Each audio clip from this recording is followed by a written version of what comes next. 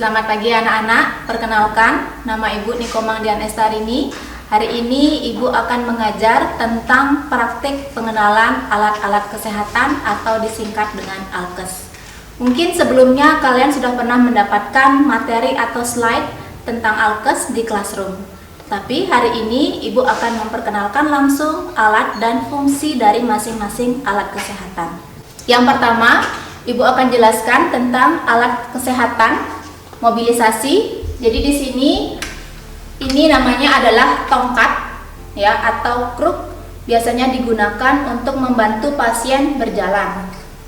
Yang selanjutnya di sini ada walker ya. Ini walker fungsinya juga sama untuk membantu pasien berjalan, biasanya pasien yang setelah stroke. Yang ketiga di sini ada kursi roda. Kursi roda fungsinya juga untuk mobilisasi, untuk memindahkan pasien dari satu tempat ke tempat yang lain. Itu tadi alat-alat kesehatan mobilisasi. Yang selanjutnya adalah alat-alat kesehatan untuk melakukan pemeriksaan TTV atau tanda-tanda vital.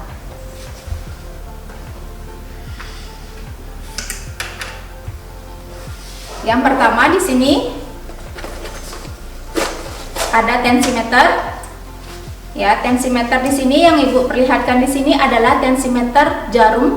Kenapa disebut jarum? Karena di sini pada sphygmomanometernya itu menunjukkan angkanya tersebut ditunjukkan oleh jarum.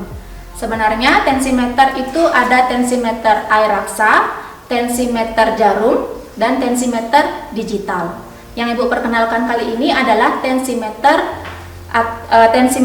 jarum. Yang selanjutnya di sini ada stetoskop. Stetoskop di sini adalah untuk mendengarkan detak jantung atau pada saat pemeriksaan tekanan darah untuk mendengarkan tekanan sistol dan diastol.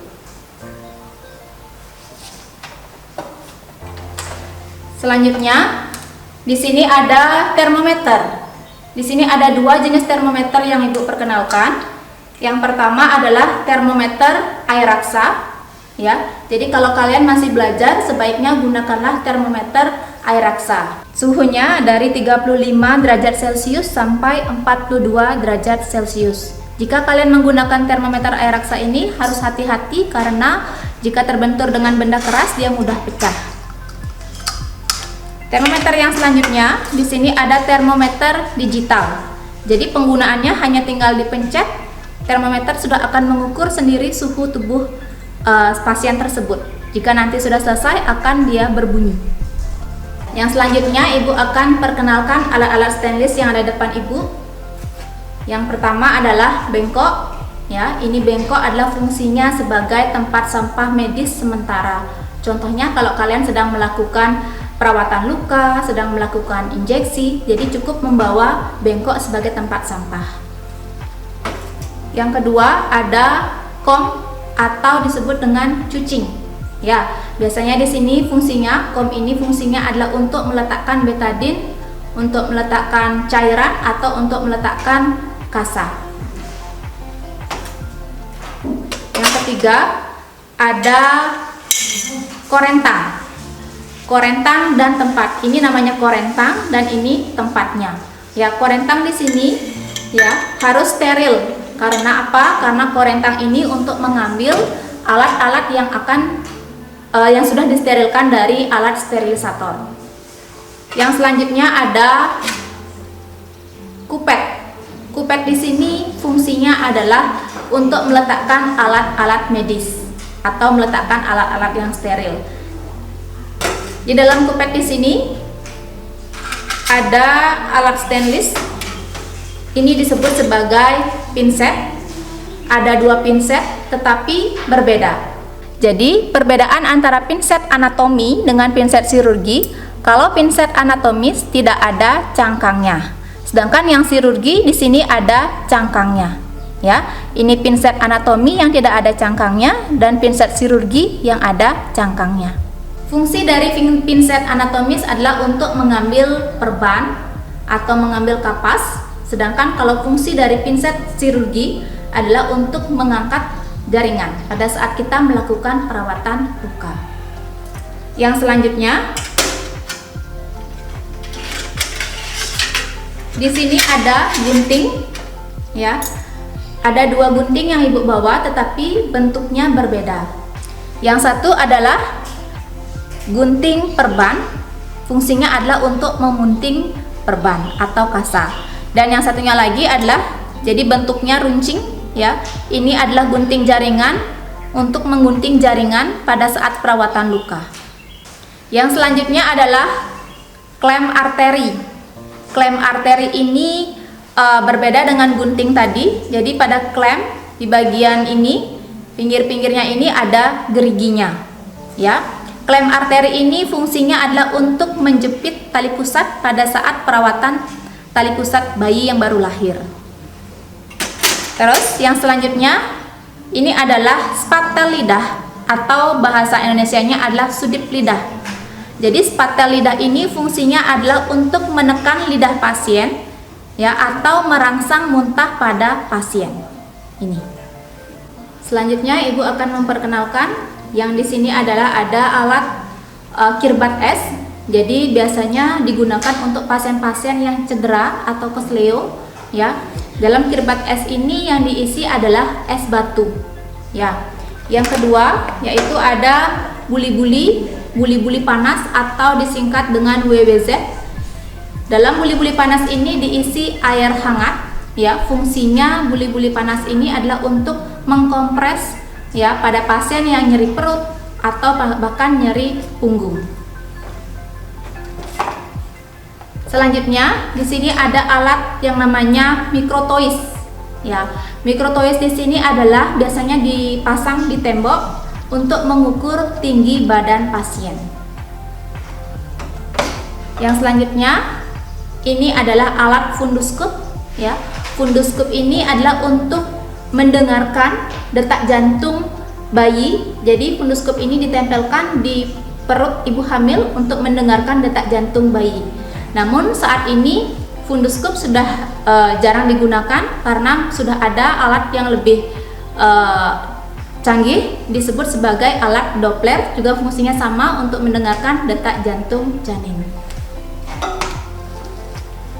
Selanjutnya di sini ada selang, ya. Ini adalah selang kateter, ya. Selang kateter di sini fungsinya adalah untuk membantu pasien BAK jika pasien tersebut mengalami kesulitan kencing atau bahkan nyeri pada saat BAK. Dan yang ini ada namanya urine bag. Jadi selang kateter ini nantinya akan disambungkan ke urine bag.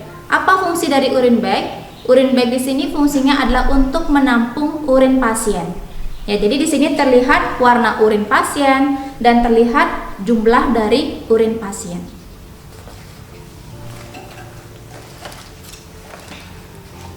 Selanjutnya, di sini ada tourniquet. Tourniquet di sini adalah fungsinya untuk membendung pembuluh darah vena. Biasanya digunakan untuk pemasangan infus atau pengambilan darah agar jelas terlihat vena dan semakin memudahkan untuk injeksi.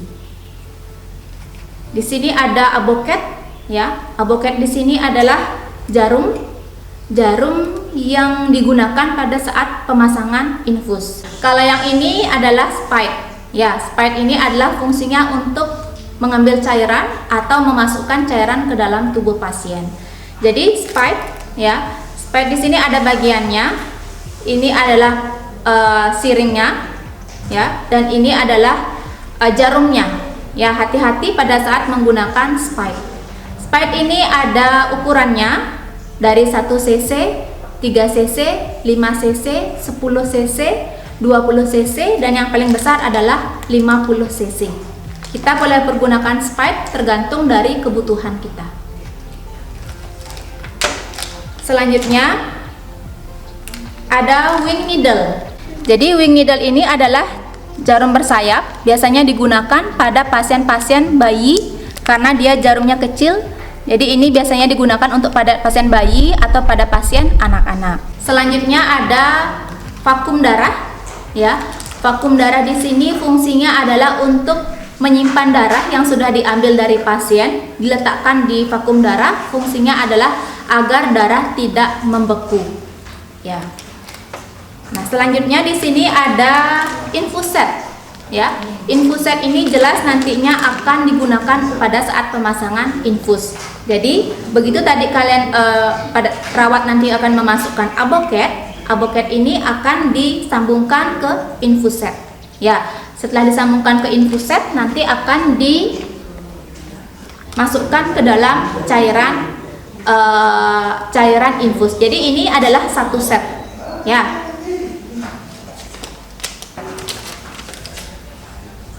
Selanjutnya di sini ada selang NGT. Jadi NGT itu kepanjangan dari nasogastric tube. Ya, jadi selang NGT di sini berfungsi untuk memberikan pasien makan. Ya, jelas makanan yang dimasukkan adalah makanan yang bentuknya cair, seperti susu atau air. Ya, kenapa pasiennya dipasang selang NGT? Karena pasiennya tidak bisa mengunyah atau tidak mampu makan sendiri, atau bahkan pasien dalam kondisi yang tidak sadar. Jadi selangnya ini, selang bagian yang ini nanti akan dimasukkan ke dalam hidung sampai ke lambung. Selanjutnya di sini ada alat kontrasepsi, alat KB. Ya. Jadi di sini ada susuk, ya. Ini namanya adalah alat susuk, ya. Ada pisau dan ada susuk di dalamnya. Jadi kedua alat ini adalah kontrasepsi dengan penggunaan jangka panjang. Terus yang satunya lagi adalah alat Koperti. Bentuknya seperti huruf T karena T ini adalah menyerupai tuba falopi. Sehingga nanti jika dipasang kedua alat ini, fungsinya adalah untuk menekan terjadinya kehamilan. Yang selanjutnya, Ibu akan perkenalkan bahan, ya, untuk melakukan perawatan luka. Jadi di sini ada kasa atau perban, ya. Yang ini adalah kasa steril, biasanya digunakan untuk membalut luka. Sedangkan yang ini adalah kasa gulung, biasanya digunakan untuk membungkus luka jika seperti luka ada pada tangan atau pada kaki. Yang selanjutnya adalah hipapik. Ya, hipapik di sini fungsinya sama dengan plester. Ya, sama dengan plester, jadi untuk memfiksasi, ya, pada balutan luka tersebut. Selanjutnya ada sufratul. Jadi Ibu tidak buka sufratulnya karena ini dia masih baru. Karena kalau dibuka berarti sufratulnya sudah dalam kondisi tidak steril. Ya, jadi usahakan sufratul ini kondisinya harus steril karena sufratul ini nanti akan ditempel langsung di permukaan luka. Luka yang bagaimana yang digunakan sufratul? Jadi seperti luka jahitan, seperti luka post operasi atau luka borok, ya, atau bahkan luka gangren karena diabetes mellitus. Selanjutnya di sini ada Snellen chart. Ya, mungkin kalian sudah pernah melihat Snellen chart. Snellen chart di sini adalah fungsinya untuk mengukur visus atau lapang pandang, sejauh mana pasien bisa melihat. Biasanya kalau pasien pasti dianjurkan untuk melihat dari bagian yang teratas sampai bagian yang terbawah. Yang selanjutnya adalah masker oksigen, ya, digunakan pada pasien yang mengalami sesak sedang. Ya, sedangkan yang di sini yang sudah terpasang pada selang oksigen itu ada yang namanya nasal kanul. Nasal kanul ini nanti akan dimasukkan ke lubang hidung karena di sini sudah ada 2 selang yang akan dimasukkan ke lubang hidung. Biasanya digunakan pada pasien-pasien yang mengalami sesak ringan. Sedangkan yang masker sungkup ini, masker oksigen ini digunakan pada pasien-pasien yang mengalami sesak sedang karena konsentrasi oksigen yang masuk ke dalam tubuh lebih tinggi. Yang selanjutnya di sini adalah ada oksigen. Ya, oksigen ini, tabung oksigen ini jelas isinya adalah oksigen. Bagian yang ini disebut sebagai humidifier, fungsinya adalah untuk melembabkan. Terus bagian yang di sini disebut sebagai flow meter. Jadi di sini ada bola. Jika kita sudah memutar bola ke atas, berarti kita bisa menentukan berapa tekanan oksigen yang kita berikan ke pasien. Cukup dengan memutar bagian yang hijau ini sehingga bolanya pasti akan naik ke atas. Jadi di sini flow meter ini satuannya adalah liter per menit.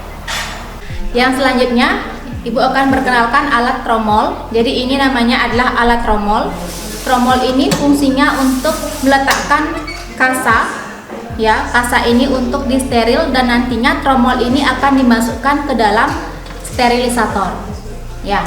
Yang berikutnya di sini ada alat-alat untuk membantu pasien BAB atau BAK di atas tempat tidur. Yang ini, yang biru namanya adalah pispot. Ya, pispot di sini adalah berfungsi untuk membantu pasien BAB atau menampung BAB pasien di atas tempat tidur. Dan yang ini namanya adalah urinal. Mungkin sekilas bentuknya sama, tetapi di bagian depan penampangnya ini berbeda.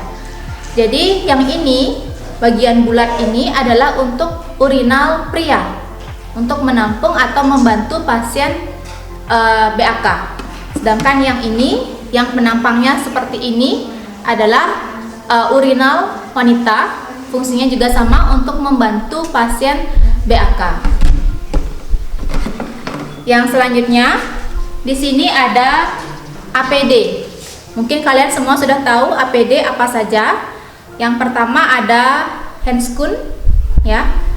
Satu pasang handscoon, ada masker, ya. Ada celemek yang digunakan di bagian tubuh depan, atau celemek ini disebut sebagai apron. Terus yang terakhir adalah ada penutup kepala. Jadi fungsinya adalah agar tidak ada rambut atau bahkan tidak ada kutu yang jatuh jika kita melakukan tindakan keperawatan. Yang selanjutnya, Ibu akan memperkenalkan alat ini. Ini namanya adalah troli.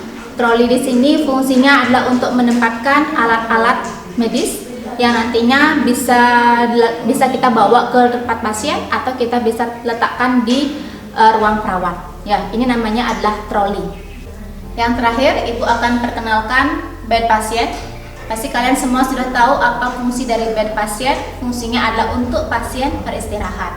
Nah, bed pasien yang kita punya di RPS, jadi di sini ada bed pasien, ya, dan ada pengaman. Ya, pengaman ini dipasang jika pasien sudah ada di atas bed, dan pengaman boleh diturunkan jika pasien ingin turun atau ingin duduk.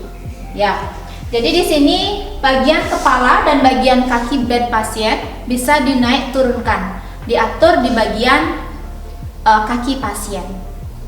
Terus di bagian bawah, bagian roda, ya, bisa dikunci, ya. Fungsinya adalah untuk menjaga keamanan pasien. Ya, ini adalah bagian kunci roda bed pasien. Yang selanjutnya di sini ada standar infus. Ya, atau tiang infus yang fungsinya adalah untuk meletakkan atau menggantung cairan infus yang nantinya akan diberikan atau dimasukkan ke dalam tubuh pasien. Demikian praktek pengenalan alat-alat kesehatan yang sudah Ibu sampaikan. Terima kasih atas kesempatannya dan semoga bermanfaat untuk pembekalan kalian prakrin di tahun depan nanti. Terima kasih.